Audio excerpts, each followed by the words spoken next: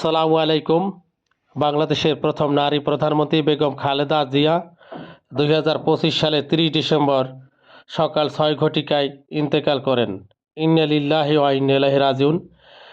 তিনি বাংলাদেশে গণতন্ত্র প্রতিষ্ঠায় সারা জীবন সংগ্রাম করে গিয়েছেন।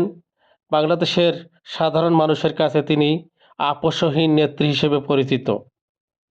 সাবেক রাষ্ট্রপতি, সেনাপ্রধান, মুক্তিযুদ্ধের অন্যতম সেক্টর কমান্ডার, শহীদ রাষ্ট্রপতি জিয়াউর রহমানের সহধর্মিণী এবং বিএনপির বর্তমান ভারপ্রাপ্ত তারেক রহমান এবং আরাফাত রহমান কোকোর জননী।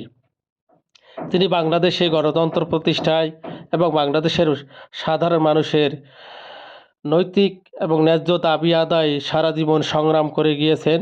গণতন্ত্র প্রতিষ্ঠায় তার সংগ্রামী জীবন এবং বাংলাদেশের ব্যাপারে আপোষহীন মনোভাবের জন্য দেশবাসীর কাছে তিনি আপোষহীন নেত্রী হিসেবে পরিচিত। মহান আল্লাহ তাআলা এই মহিষী নারীকে জান্নাতুল ফেরদৌস দান করেন এবং তাদের পরিবারে যারা শোকাহত তারা যাতে দ্রুত শোক কাটিয়ে উঠতে পারেন, মহান আল্লাহ তাআলার কাছে আমাদের সেই দোয়াই রইল। এই মহিষী নারী জানাজা নামাজ মানিক মিয়া অ্যাভিনিউ অর্থাৎ জাতীয় সংসদ ভবনের দক্ষিণ প্লাজায় অনুষ্ঠিত হবে। জানাজা শেষে শহীদ রাষ্ট্রপতি জিয়াউর রহমানের কবরের পাশে চিরনিদ্রায় শায়িত করা হবে। এই আপোষহীন নেত্রীর জন্য আমাদের গভীর ভালোবাসা এবং শ্রদ্ধা রইল।